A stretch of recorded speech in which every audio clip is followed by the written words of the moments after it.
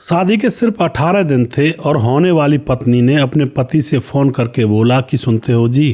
पति बोलता है हाँ बताओ। पत्नी कहती है कि मेरा मन नहीं लग रहा है और मैं अकेली यहाँ पर क्वार्टर में पड़ी रहती हूँ, क्योंकि वह दोस्तों रेलवे विभाग में थी। वह कहती है कि मैं अकेली रहती हूँ, तुम आ जाओ ना मेरे पास। लड़का कहता है कि शादी को अभी 18 दिन बाकी हैं। लड़की कहती है कि अरे जो काम तुम शादी के बाद करोगे वो तो पहले भी कर सकते हो, तुम बस आ जाओ ना मेरे पास, मेरा मन नहीं लगता है। अब तो पति उसकी बातों में आ जाता है और फिर दोस्तों पति उसके पास पहुँच जाता है और जैसे उसके पास वह पहुँचता है तो मंगेतर उसकी हत्या कर देती है। और हत्या करने के बाद वह पूरा ड्रामा बखेरती है कि ये क्या हो गया, मेरी तो ज़िंदगी बर्बाद हो गई, ये हो गया वो हो गया। और फिर जब राज खुलता है, पुलिस ने जब मामले की छानबीन की तो यहाँ पर पता चलता है कि आखिर इसके पीछे, हत्या के पीछे बहुत सारी प्लानिंग, बहुत सारी चीज़ें ऐसी थी जो कि विचार भी जिनके ऊपर नहीं किया जा सकता।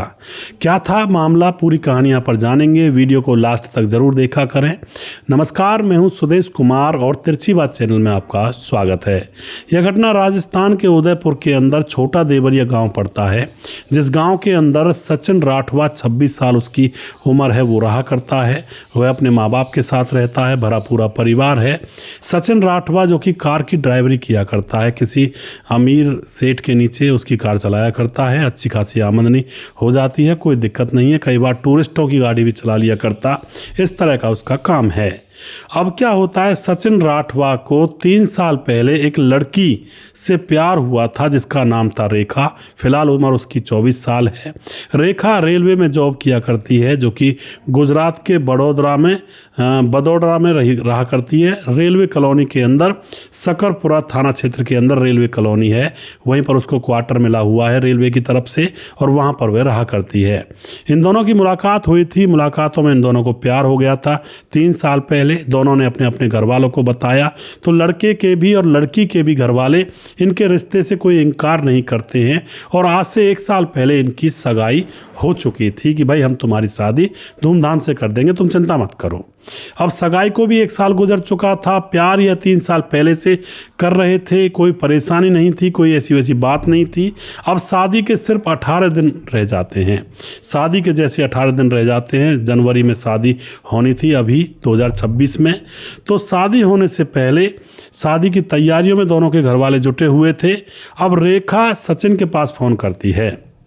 रेखा कहती है कि देखो जी, 16, 17, 18 दिन बाद तो हम शादी के बंधन में बंध ही जाएंगे और पति पत्नी तो हम हैं ही। जब सगाई हो गई, शादी भी होगी, मेरा यहाँ पर अकेले में मन नहीं लगता है, तुम मेरे पास आ जाओ। अब रेखा की बातें सुन करके सचिन अपने घर वालों को बताता है कि रेखा मुझे अपने पास बुला रही है, कह रही है कि मैं अकेली रहती हूँ, अच्छा नहीं लगता मुझे यहाँ पर। घर वाले कह देते हैं ठीक है जाओ रह लो उसके पास, लेकिन शादी से 4-5 दिन पहले आ जाना। तो अब जो सचिन होता है वह तैयार होकर के रेखा के पास पहुंच जाता है। गुजरात के बड़ौदा में रेलवे कॉलोनी पड़ती है, जो कि सकरपुर थाना क्षेत्र के अंदर पड़ती है। तो अब यह वहाँ पर पहुँच जाता है। 30 दिसंबर तक वहीं पर रहता है, कोई दिक्कत नहीं होती है। अब 30 दिसंबर को सचिन ने अपने पिता के पास फ़ोन किया और पिता के सामने वह थोड़ा गुस्से में था, कुछ कहना चाहता था और पिता कहता है बताओ बेटा क्या बात है। सचिन कहता है थोड़ा सा तुतलाई आवाज़ में कि पापा अब ये शादी नहीं हो सकती, अब ये शादी हम नहीं करेंगे। अब यह बात सुनकर के जो पापा होता है वह थोड़ा परेशान, क्योंकि बेटा कह रहा था कि शादी की कोई ज़रूरत नहीं है, मैं घर आ रहा हूँ। पिता सोचता है कि यार इनकी मर्ज़ी से तो हम शादी करवा रहे हैं और अब यही आपस में लड़ाई वगैरह करके शादी से मना कर रहे हैं। चलो कोई नहीं, मैं इसको समझा दूंगा कि बेटा ऐसे रिश्ता नहीं तोड़ा करते, झगड़े तो शादी के बाद भी हो सकते हैं। पिता बस यही समझ रहा था कि शायद इनके बीच में कोई तू मैं हो गई है। अब यहाँ पर जो पिता होता है पता लगाने के लिए कि भाई होने वाली बहू से पूछ लेता हूँ क्या बात हो गई, तुम्हारे बीच में झगड़ा हो रहा है जो। तो रेखा के पास फ़ोन करता है पिता, लेकिन रेखा फ़ोन उठाती नहीं है। फ़ोन की रिंग जाती रहती है, कई बार वह फ़ोन करता है। अब 3 घंटे गुजर जाते हैं और 3 घंटे गुजरने के बाद रेखा ही अपने होने वाले ससुर के फ़ोन पर फ़ोन करती है और एकदम से कहती है कि सचिन बीमार है, पिताजी आप यहाँ पर आ जाइए। और वो उठ नहीं रहे हैं और पता नहीं क्या हो गया है उनको। अब पिता का तो बस कलेजा ऊपर का ऊपर नीचे का नीचे, क्योंकि 3 घंटे पहले बेटे से बात हुई थी और वो कुछ दिल टूटी सी बातें कर रहा था। अब पिता अपने घर से चल देता है। उधर जो लड़की होती है रेखा अपने आस पड़ोस के लोगों को बुला करके अपने होने वाले पति सचिन को हॉस्पिटल पहुंचाती है कि भाई पता नहीं इनको क्या हो गया। लेकिन हॉस्पिटल में जैसे उसको ले जाया जाता है तो डॉक्टर उसको मृत घोषित कर देते हैं कि भाई इसकी तो मृत्यु हो चुकी है। अब यह जब मृत्यु घोषित कर दी जाती है तो डॉक्टर पुलिस को भी बुलाता है कि भाई मामला मुझे संदिग्ध लग रहा है। पुलिस आती है और पुलिस रेखा से पूछताछ करती है कि मामला आखिर क्या है, हमें बताओ खुल करके। रेखा कहती है कि जी वैसे तो कोई मामला नहीं है, ये सोए थे सिर्फ और सोने के बाद ये उठे ही नहीं। क्योंकि दोस्तों यहाँ पर पुलिस ये भी समझती है कि आजकल बहुत ज़्यादा हार्ट अटैक लोगों को आ रहे हैं तो शायद मामला कोई गड़बड़ हो गया हो। लेकिन पुलिस ऐसे ही यकीन नहीं करती है, पोस्टमार्टम के लिए तो भेजा ही जाता है। तो पोस्टमार्टम के लिए लाश को भेज दिया जाता है। इधर से दोस्तों जो सचिन का पिता होता है वह थाने में पहुंचता है और अपने बेटे के फ़ोन के बारे में बताता है कि 3 घंटे पहले मेरे बेटे का फ़ोन आया था कि बाबा मुझे शादी नहीं करनी इस लड़की से और मैं घर आ रहा हूं, और उसके 3 घंटे के बाद उसकी मौत हो जाती है। अब तो यह बात सुनकर के पुलिस के भी कान खड़े हो जाते हैं कि मामला कुछ ना कुछ गड़बड़ है, दाल में कुछ काला है। हालांकि दाल में कुछ काला नहीं, पूरी दाल ही काली थी। अब पुलिस छानबीन फिर से करने में जुट जाती है, लेकिन पोस्टमार्टम रिपोर्ट का पुलिस पहले इंतजार करती है कि पहले पोस्टमार्टम रिपोर्ट आ जाने दो जी, उसके बाद हम देखेंगे क्या होता है। तो जब पोस्टमार्टम की रिपोर्ट आती है तो यहाँ पर एक खुलासा नया होता है। रिपोर्ट में बताया जाता है कि इसने बहुत सारी नींद की गोलियां खाई हैं और उसके बाद इसकी दम घुटने से मौत हुई है, यानी कि किसी ने इसका गला दबाया है। अब ये सारी चीज़ें खुलकर सामने आ जाती हैं तो पुलिस जो होती है रेखा को उठाती है और उससे सख्ती से पूछताछ करती है। जब सख्ती से पूछताछ की जाती है तो रेखा यहाँ पर और कुछ नया राज बताती है पुलिस को। रेखा बताती है कि हम दोनों प्यार करते थे, 3 साल प्यार किया, 1 साल पहले सगाई हो गई और हम दोनों एक दूसरे के साथ शादी के बंधन में बंधने वाले थे। मैं सचिन से बहुत प्यार करती थी, इसलिए मैंने सचिन को अपने पास बुला लिया। लेकिन मैं जैसे कि ड्यूटी में हूँ तो विभाग के और बहुत सारे लड़कों से भी मुझे बात करनी पड़ती है, फ़ोन नंबर भी रखने पड़ते हैं फ़ोन में। तो अब रेखा को एक लड़के से बात करते हुए सचिन ने देख लिया था और सचिन जैसे रेखा को किसी लड़के से बात करते हुए देखता है तो उसके बाद अब सचिन रेखा से पूछता है कि यह कौन था। रेखा कहती है कि कौन था, ये मेरे साथ काम करने वाला था और मेरी तो ऐसे लोगों से मुलाकात होती ही रहती है, ऐसे में कब तक दूर दूर रहूँगी, लड़की हूँ भले ही, लेकिन नौकरी में तो मुझे बातचीत करनी पड़ेगी, अपने स्टाफ के लोगों से भी बातचीत करनी पड़ेगी और जो मेरी फील्ड में होंगे उनसे भी बात करनी पड़ेगी। लेकिन दोस्तों यहाँ पर सचिन कहता है ठीक है मैं मान लूँगा वो तेरा प्रेमी नहीं है। वह कह रहा था सादा सादा सीधी सीधी बात कि ये तेरा प्रेमी था तो इससे बात क्यों कर रही है।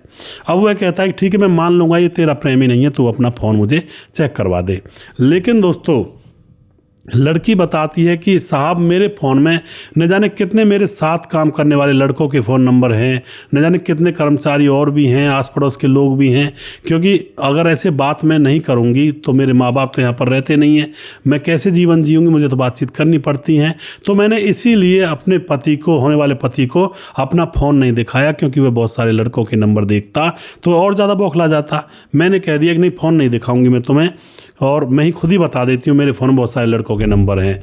वह तो रियलिटी बता रही थी, लेकिन लड़के को सच लग रहा था कि भाई सच में ही इसके कई बहुत सारे बॉयफ्रेंड हैं और इसीलिए फ़ोन अपना दिखा नहीं रही है। जबकि दोस्तों यहाँ पर एक सोचने की बात है, अगर लड़की के और बॉयफ्रेंड होते तो शादी से 18 दिन पहले वह अपने होने वाले पति को अपने पास क्यों बुलाती। ये एक पॉइंट की बात है। अगर बॉयफ्रेंड होते तो उनको ही अपने कमरे पर बुला लिया करती, पति के साथ तो फिर शादी करनी थी, उसके साथ तो बाद में मौज मस्ती कर लेती। लेकिन यहाँ पर मामला सोचने वाला था कि अगर बॉयफ्रेंड उसके होते तो वह अपने पति को अपने पास क्यों बुलाती। रही बात फ़ोन ना दिखाने की, तो वह यही बता रही है कि फ़ोन दिखाऊंगी तो बहुत सारे लड़कों के फ़ोन नंबर हैं जिनसे मुझे काम करवाना पड़ता है, यह और ज़्यादा बौखला जाएगा। तो अब जैसी फ़ोन नहीं दिखाती है तो अब यह सचिन जो होता है गुस्से में आकर के अपने पिता के पास फ़ोन कर देता है और कहता है बाबा हम ये शादी नहीं करेंगे, हमें कोई ज़रूरत नहीं है ऐसी शादी करने की। अब इस बात को कह करके वह फ़ोन काट देता है और उसके बाद दोस्तों यहाँ पर एक नए अपराध का जन्म होता है। अब तक तो कुछ नहीं था, लेकिन अब यहाँ पर एक बड़ा कांड घटने वाला था। वो बड़ा कांड क्या था, होने वाली जो पत्नी होती है रेखा वह सोचती है कि इसने देखो इतनी छोटी सी बात को वहाँ तक बवंडर बना दिया, कल को शादी होगी तो ये तो मुझे जीने भी नहीं देगा, और दूसरी बात अगर ये अब यहाँ से जाएगा तो अब ये दुनिया वालों को बता देगा, पूरे समाज में हमारी बेइज्जती हो जाएगी मेरी, और सबके सामने बताएगा कितने लड़कों से बात करती है, मैंने देखा था। तो अब यहाँ पर उसके मन में ये आ जाता है, रेखा के मन में, कि मैं इसको क्यों ना इस तरह से जान से मार दूं जिससे कि किसी को कुछ पता भी ना लगे। और उसके बाद दोस्तों वह प्लानिंग करती है और उसकी चाय में खाने में नींद की गोलियां मिलाकर उसको खिला देती है। थोड़ी देर के बाद वह थोड़ा सा सुस्त हो जाता है, सोने लगता है, क्योंकि दोस्तों नींद की गोलियां मिलाने से पहले लड़की ने उससे माफ़ी मांगी थी कि बस जो हो गया सो हो गया, अब कुछ नहीं होगा, और फिर खाना बना करके उसको नींद की गोलियां मिलाकर उसमें खिला दी, और उसके बाद उसकी छाती पर बैठ करके उसकी गर्दन दबा दी और उसकी मौत हो गई। लड़की ने सोचा कि ऐसी बात बन जाएगी, भाई ऐसी अकस्मात मौत हो गई है, बहुत सारे अटैक आ रहे हैं लोगों को और इससे पीछा छूट जाएगा, यह तो बहुत ही ज़्यादा चिपटने वाला इंसान है, कल को जीने भी नहीं देगा मुझे, इस तरह की छानबीन करता है। तो यह सोच करके उसने अपने होने वाले पति को रास्ते से हटा दिया था। तो दोस्तों यहाँ पर किसकी गलती मानेंगे आप? गलती तो इस लड़की की है और सबसे बड़ी गलती है, लेकिन गलती उस लड़के की भी है कहीं ना कहीं, क्योंकि आज कलयुग के दौर में वो पता नहीं कैसी उम्मीद लगा कर बैठा था एक लड़की से कि भाई ऐसी एक अनटच लड़की मिल जाए जिससे किसी लड़के ने आज तक बात नहीं की हो, और ऊपर से वो लड़की नौकरी पेशे वाली थी। क्या ऐसा होना पॉसिबल था कि कोई लड़की नौकरी पेशे वाली हो और जिसके डिपार्टमेंट में लड़के भी कर्मचारी हों, तो क्या वह किसी लड़के से बात नहीं करेगी? अरे भैया बात नहीं करेगी तो उसका नौकरी और काम कैसे होगा? एक यूनिटी बनाई जाती है, जो कर्मचारी होते हैं इनको इकट्ठा इसीलिए रखा जाता है मिलजुल करके काम कर लें, तो बात होनी ही है। अगर कोई नौकरी वाली लड़की आप लोगे शादी के लिए, तो वो अगर मान के चलो कोई कॉलेज में काम कर रही है, कॉलेज के प्रोफेसरों से साथ में कलीग हैं उनसे बातचीत कर सकती है, और कहीं भी काम करने वाली लड़की बातचीत तो करेगी ही करेगी। लेकिन यह लड़का सचिन ये सोच रहा था कि ऐसी लड़की मिल जाए जो बिल्कुल अनटच हो और ये किसी से बात ना करे, लेकिन ऐसा होना आज की डेट में पॉसिबल नहीं है। पहले ऐसा होता था, आज से 20 साल और 25 साल पहले, लेकिन अब पॉसिबल नहीं है।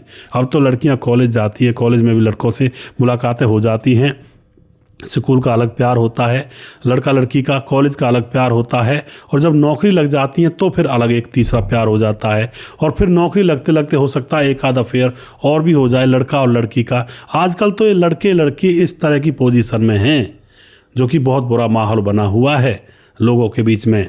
और दूसरी बात, कुछ लोग ऐसे भी होते हैं जो खुद इधर उधर मुंह मारते घूमते हैं, लेकिन शादी करते हैं तो लड़की बिल्कुल अनटच चाहिए। अरे भैया पहले अपने कर्मों को देखो, लड़की अनटच चाहिए, खुद इधर उधर मुंह मारते घूम रहे हैं, ये भी गलत है। ऐसे भी लड़के होते हैं बहुत सारे। तो कहानी यहाँ पर बहुत कुछ खराब हो चुकी है, कलयुग का टाइम चला हुआ है। ज़्यादा अपनी उसमें ना रहें कि भाई हम तो ऐसी लड़की से शादी करेंगे, वो करेंगे, ये करेंगे। अब नहीं है वो दौर जो पहले था, अब बहुत कुछ बदल चुका है, एक्सेप्ट करना ही होगा, ये सच्चाई स्वीकार करनी ही होगी। वीडियो के लास्ट में कुछ भाइयों के नाम लूंगा जो हमारे वीडियोस को देखते हैं और हमें खूब सपोर्ट करते हैं। हमारे साथ सुरेश पाठक हैं और कहते हैं कि कहानी सुनाने का लहजा बहुत ही बढ़िया है आपका, अति सुंदर। बहुत बहुत धन्यवाद करते हैं सुरेश जी आपका, और अपना आशीर्वाद इसी तरह से बनाए रखें हमारे ऊपर, और बहुत बहुत मेहरबानी आपकी। उसके बाद पंत गिरी पंत हमारे भाई, राम राम भैया, मेरा भी नाम ले लिया करो, मैं जिला मुजफ्फरनगर कस्बा मीरापुर के पास नया गांव धूम का रहने वाला हूं। मैं आपकी वीडियो हर बार देखता हूं। तो पंत गिरी जी आपका बहुत बहुत धन्यवाद, आपका नाम मैंने लिया है, पिछली वीडियो में भी लिया था। उसके बाद समाधान पाटिल भाई साहब भावुक, बहुत अच्छी कहानी सुनाते हैं, और समाधान पाटिल जलगांव से हमारे पुराने फ्रेंड हैं। रमेश मेहता जी हमारे वीडियोज़ पर कमेंट करते हैं। उसके बाद सोनू राज प्रजापति कमेंट करते हैं, जय श्री राम, और सर जी आप बहुत अच्छी कहानी सुनाते हो। रतनलाल शर्मा नमस्कार भाई साहब, आपकी कहानी बहुत अच्छी लगती है, बहुत सराहनीय है। सुजीत कुमार गुरुजी नमस्कार, राधे राधे जी। धीरज बर्नवाल हमारे भाई कहते हैं कि हैप्पी मकर संक्रांति भैया जी। तो धीरज जी आपको भी हैप्पी मकर संक्रांति, और धीरज भाई का 15 जनवरी को शायद जन्मदिन है, इनको ढेर सारी शुभकामनाएं पहले ही एडवांस में। मनोज श्रीवास्तव जी हैं, सूरज को माफ़ कर देना चाहिए था। जब ज्ञानवी ने कहा कि मैं पहले क्या क्या करती थी उससे कुछ लेना देना नहीं है और मैं आपके साथ रहूँगी, सूरज नहीं माना इस बात पर। तो जय श्री राम। लीला गोपालगंज बिहार 28 वार्ड नंबर 23 से हैं। मनोज श्रीवास्तव जी हमारी कहानियों को सुनते हैं, इनका बहुत बहुत धन्यवाद करता हूं। लगातार हमारे ऊपर अपना आशीर्वाद बनाकर रखते हैं। सिक्रम राज कमेंट करते हैं, सिक्रम कुमार ग्राम बेलवा मोतिहारी जिले से। भीकम कुशवाहा जी हैं, कमेंट करते हैं आगरा से। मुकेश कुमार यूपी तरासी से। पंकज कुमार, सुरेश भैया जी राधे राधे, जय श्री कृष्णा। बिल्कुल जी, जय श्री कृष्णा। विंध्याचल राजभर कमेंट करते हैं। प्रवीण बघेल से पुरी से। वीरेंद्र सिंह कमेंट करते हैं। सूरज डीओ नमस्ते सुदेश भाई, very good story, I am Suraj from Fiji, जय हिंद। बहुत बहुत धन्यवाद करते हैं सूरज भाई, आपका लगातार हमारे साथ बने रहते हैं। मनोज श्रीवास्तव जी दोबारा कहते हैं, सूरज को जाह्नवी को माफ़ कर देना चाहिए था, अपनी ज़िंदगी सुचारू रूप से चलाना चाहिए था, लेकिन दोनों ने गलती की है। जिला गोपालगंज, बिहार 28 वार्ड नंबर 23 जी। बिल्कुल जी, क्योंकि पति ने पत्नी के पहले अफेयर के बारे में जान लिया था, शादी यानी कि हनीमून पर ही 5वें दिन। तो यहाँ पर क्या होता है दोस्तों, दोनों की मृत्यु हो जाती है। पिछली कहानी थी ये जिस पर कमेंट आ रहे हैं। सिक्रम राज कमेंट करते हैं, उसके बाद भोलेनाथ शुक्ला हैं। रजत सैनी हमारे भाई लगातार कमेंट करते हैं, और राम गोसाई हमारे भाई लगातार कमेंट करते हैं। राधे श्याम शर्मा से जी जयपुर राजस्थान से हैं। राजकिशोर चौरसिया महाबलेश्वर महाराज से हैं, और उसके बाद राम मोहम्मद यासीन लाहौर पाकिस्तान से। दुर्योधन भाई लगातार कमेंट करते हैं। छगनदास खारडाबंद राजस्थान से कमेंट करते हैं, और जिस भाई का नाम रह गया है उस भाई का नाम अगली वीडियो में ज़रूर लूँगा। आप लगातार वीडियो सुना करें और अपना आशीर्वाद मेरे ऊपर बना कर रखें। बहुत ही खुशी होती है जब आप लोग कमेंट करते हैं और वीडियोस को देखते हैं। जय हिंद, जय भारत।